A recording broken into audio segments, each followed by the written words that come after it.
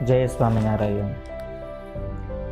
बहुत कीमती बिस्तर से क्या लाभ यदि नींद ही ना आए तो। स्वादिष्ट सामग्रियों से भरे डाइनिंग टेबल से क्या काम यदि भूख ही मर चुकी हो तो। क्यों होता है ऐसा? दिन की गलतियां रात की नींद मिटा देती है और रात की बोझिल नींद शरीर की ताजगी नष्ट कर देती है। दिन के उगने से रात के ढलने तक हम सफल होने का सिलसिला चलाते हैं अपनी अक्षम्य भूलों के साथ। हमारी हर एक गलती अंतर में बिच्छू का डंक बनकर काटती है, चुभती है पछतावे के कांटों की नोक। क्या हम उगरना चाहते हैं इन मुसीबतों से? क्या हम चैन की नींद लेना चाहते हैं? तो आइए कुछ सीखते हैं मुड़जी लोहाणा के जीवन से।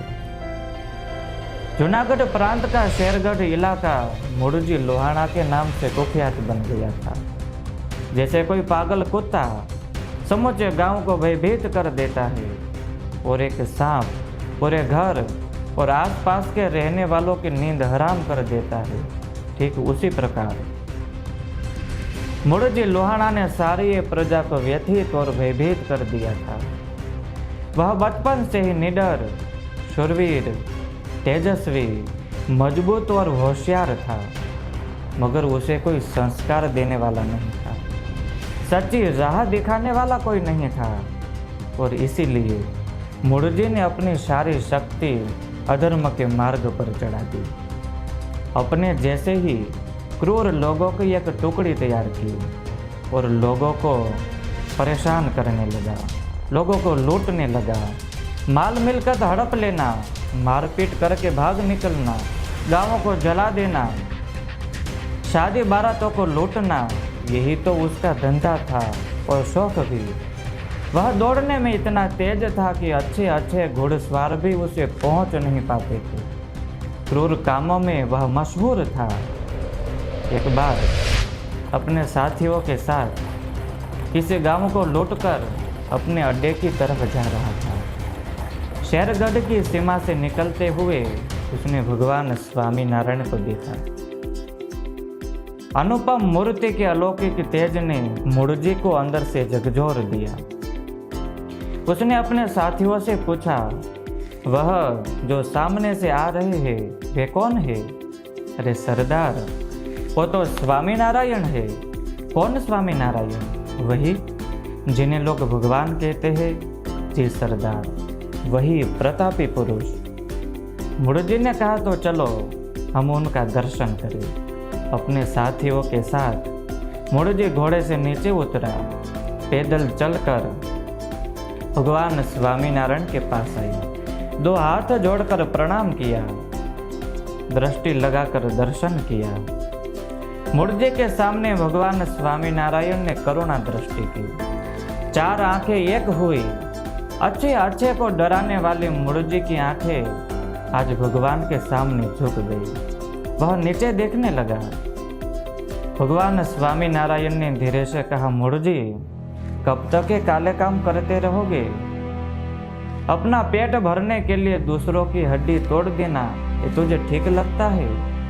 अरे कुत्ते और कौवे भी तो अपना पेट भर के जी लेते हैं। तुझे भगवान ने मनुष्य का जन्म दिया है, क्या तुम इंसानियत की जिंदगी जीना नहीं चाहते? क्या तुम सुख के पल बिताना नहीं चाहते? क्या तुम शांति की सांस लेना नहीं चाहते? क्या तुझे चैन की नींद अच्छी नहीं लगती? अरे पागल, तू लोगों की आंखों में धूल झोंक सकते हो, लोगों की पकड़ से बच सकते हो, मगर तेरे काले कर्म तुझे कभी नहीं छोड़ेंगे। तेरी परछाई बनकर तेरे साथ ही साथ चलेंगे।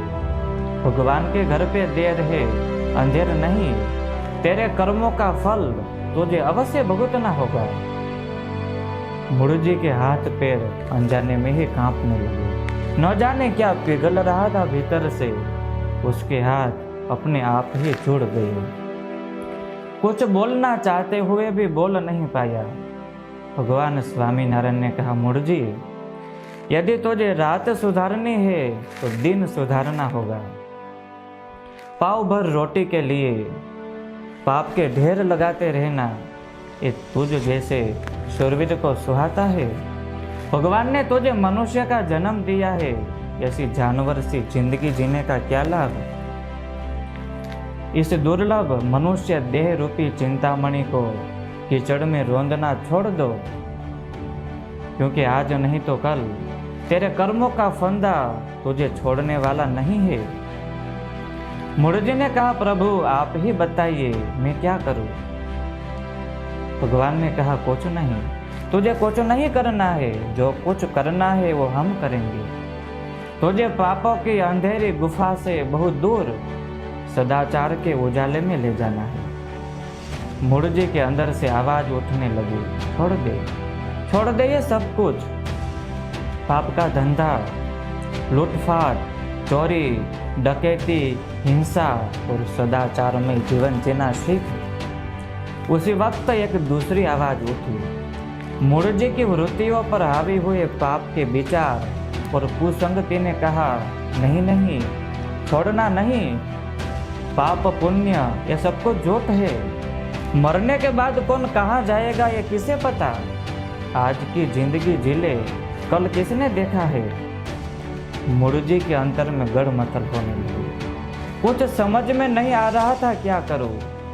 अंतर्यामी प्रभु ने मुरजी की गड़मथल को पहचान लिया और चपटी बजाई। चपटी बजाते ही मुरजी को समाधि हो गई। समाधि में भयानक यमपुरी का दर्शन हुआ।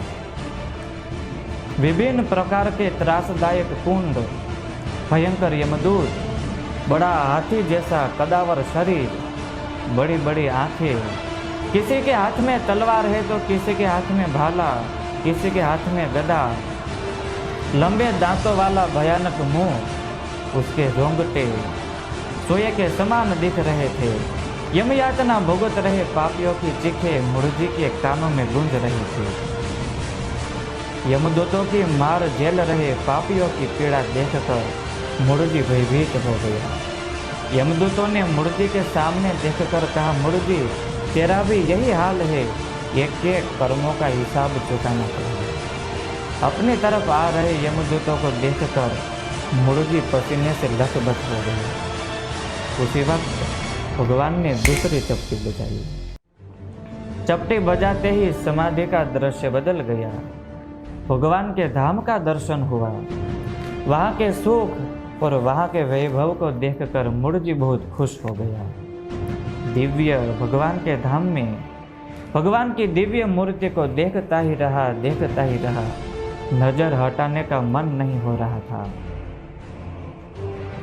भगवान ने चपटी बजाई और मुरजी समाधि से बाहर आया। भगवान ने कहा, बोलो मुरजी, तुझे कहाँ जाना है? पहले जो दृश्य देखा वहाँ, या हमारे परम धाम को प्राप्त करना चाहोगे? मुरजी ने दो हाथ जोड़कर कहा, प्रभु मुझे क्षमा करे, मुझे माफ करे, मैं आपका अपराधी हूँ, मुझे यम यातना के दुखों से बचाइए। मैं आपके शरण में आया हूँ, मुझे सच्ची राह बताइए। भगवान स्वामीनारायण ने कहा, मुरजी तो फिर आज से प्रतिज्ञा कर कि तुम कभी चोरी नहीं करोगे, कभी हिंसा नहीं करोगे, कभी लूटफाट नहीं करोगे, कभी गरीबों को परेशान नहीं करोगे, दारू मांस नहीं खाओगे। भगवान ने मुरजी के हाथ में पानी रखकर प्रतिज्ञा करवाई। इतना ही नहीं, मुरजी के गले में कंठी पहनाई, उसे भक्त बनाया और अपने साथ हजूरी पार्षद के रूप में रखा। मगर गुजराती में कहावत है कि 12 गांव बोली बदले, तरुवर पलटे शाखा, बूढ़ापणમાં केश बदले पण लखन न बदले लाखा। एक ही राज्य में थोड़े दूर जाएंगे तो भाषा बदल जाएगी। इंसान के बाल समय चलते काले मिटकर सफेद हो जाते हैं, मगर स्वभाव नहीं बदलते। भगवान स्वामी नारायण के ऐश्वर्य और प्रताप से मुरजी भक्त तो बन गया, मगर एक बार उसकी पुरानी आदत वापस जागृत हुई। गुजरात के कुछ गांवों में भगवान स्वामी नारायण विचरण कर रहे थे। मुड़जी भगवान के साथ ही था। एक सत्संगी के घर पे सत्संग सभा थी। सामने सभी भक्तगण बैठे थे। भगवान दिव्य ब्रह्म ज्ञान की बातें कर रहे थे। उसी बीच 3-4 स्त्रियां सभा के पीछे आकर खड़ी हुई। भगवान को 2 हाथ जोड़कर प्रणाम किया और भेंट के रूप में एक तांबा का डब्बा रखा और कहा, प्रभु हमारी इस छोटी सी भेंट को स्वीकार करें। भगवान ने मुड़जी को वो डब्बा लाने के लिए कहा। मुड़जी उन स्त्री भक्तों के पास गया। स्त्री भक्तों ने कहा, इसमें सोने के गहने हैं, हम भगवान के लिए लाए हैं, हमारी ओर से आप भगवान को ये गहने पहनाइए। मुड़जी वो गहने से भरा हुआ डब्बा लेकर भगवान स्वामीनारायण के पास आया। कहा, प्रभु ये प्रेमी भक्त आपके लिए सोने के गहने लाए हैं। भगवान ने डब्बा खोला, अंदर से सोने के गहने निकाले, हाथ में रखे, गहने को देखा और वो गहने वापस डब्बे में रख दिए। कहा, ये सोने से भरा हुआ गहने का डब्बा उस भक्तों को वापस दे दो और कहना कि जब हमें ज़रूरत होगी तब हम मंगा लेंगे, तब तक उनके पास रखे। मगर सोने की चमक ने मुड़जी की वृत्ति को पलट दिया। मुड़जी का मन सोने में ही अटक गया। उसके अंतर में गड़मथल होने लगी। अंतर्यामी प्रभु मुड़जी की मनोदशा को पहचान रहे थे मगर मौन रहे। मुड़जी डब्बा लेकर स्त्री भक्तों के पास आया, डब्बा वापस दिया, भगवान का संदेशा सुनाया और साथ ही उनका नाम, उनके गांव का नाम और घर का पता भी पूछ लिया। सभा समाप्त हुई, सभी अपने अपने घर गए। मुड़जी अपने बिस्तर में आकर सो गया मगर बंद आंखों में सोना दिख रहा था। सोने की चमक आंखों में नींद नहीं आने दे रही थी। उसका मन सोना लेने के लिए तड़प रहा था। उसी वक्त मुड़जी को अपनी प्रतिज्ञा याद आई। अरे मैंने तो भगवान स्वामीनारायण के आगे नियम लिया है, मैं चोरी नहीं करूंगा। भगवान के सामने ली हुई प्रतिज्ञा में कैसे तोड़ सकता हूँ। मन थोड़ा शांत हुआ। थोड़ी देर के बाद वापस सोना दिखने लगा। नहीं, चोरी नहीं करनी चाहिए, चोरी करना तो पाप है। इसी गड़मथल में पूरी रात पसार हो गई और आखिर में मुड़जी ने निर्णय लिया कि सोना तो मैं कैसे भी हासिल करके रहूंगा। सुबह होते ही वह भगवान के पास आया, प्रणाम किया और कहा, प्रभु मुझे आज्ञा दीजिए। यहाँ नज़दीक में ही मेरा गांव है, मैं यहाँ तक आया हूँ तो 2-4 दिन के लिए अपने गांव जाके आता हूँ। भगवान ने हंसते हुए हाँ कही। मुड़जी घोड़ा लेकर निकला मगर अपने गांव जाने की जगह उन स्त्री भक्तों के घर गया। भगवान के पार्षद को आया जानकर उन स्त्री भक्तों ने खुशी से मुड़जी का स्वागत किया। कहा, आइए आइए भक्तराज आइए, आपके आने से हमारा आंगन पावन हो गया। अच्छी अच्छी रसोई बनाकर मुड़जी को खिलाया। मुड़जी इन सब चीज़ों में बहुत होशियार था। अपने बुरे इरादे की किसी को भनक तक नहीं आने दी। मुड़जी भगवान के महिमा की बड़ी बड़ी बातें करने लगा। कहा, महाराज ने आपको सूचित किया है, समय बहुत बदल रहा है, किसी के ऊपर भी भरोसा नहीं किया जा सकता, गहने को संभाल के रखना। अरे भगत जी, महाराज को कहना कि चिंता ना करे, हमने गहने ऐसी जगह पर छुपा के रखे हैं कि कोई आकर पूरा घर छान मारे तो फिर उसे गहने नहीं मिलेंगे। कहाँ रखे हैं? अरे चूल्हे के बाजू पे खड्डा करके उसमें गाड़ दिए हैं, हमारे घर के मनुष्य को भी पता नहीं है। मुड़जी को तो इतना ही चाहिए था। सभी अपने अपने कमरे में जाकर सो गए। मुड़जी भी सो गया।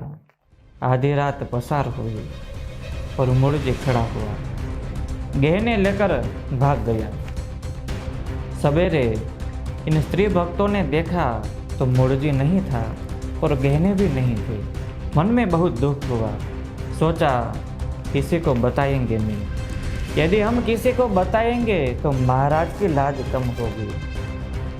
लोग कहेंगे भगवान का पार्षद आया और गहने चुरा के भाग गया, इसलिए इन स्त्री भक्तों ने किसी को भी बताया नहीं। इस तरफ मुड़जी घोड़ा लेकर भाग रहा था। सुबह होने आया, थोड़ा उजाला हुआ, मगर तब तक में तो मुड़जी बहुत दूर तक चला गया था। अब डरने जैसी कोई बात नहीं थी। उसी वक्त उसके सामने से एक घोड़ी आती हुई नजर आई। गौर से देखा तो भगवान स्वामी नारायण आ रहे थे। अरे महाराज यहाँ कहाँ से?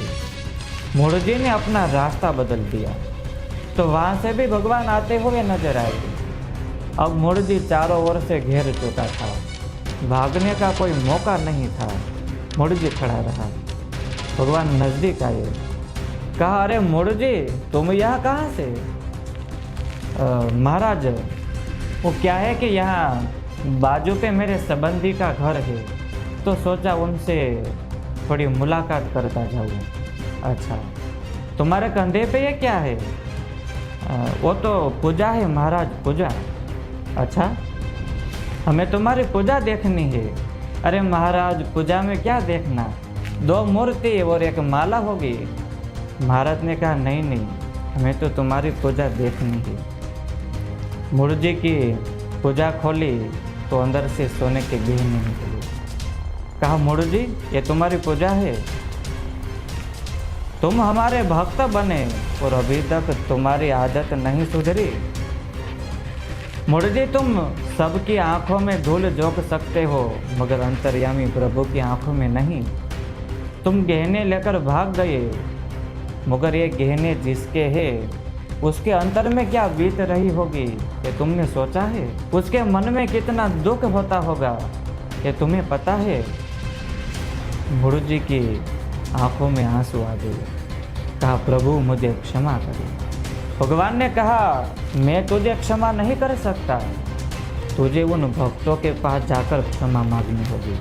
जब वे भक्त तुझे क्षमा करेंगे तभी तुझे क्षमा मिलेगी।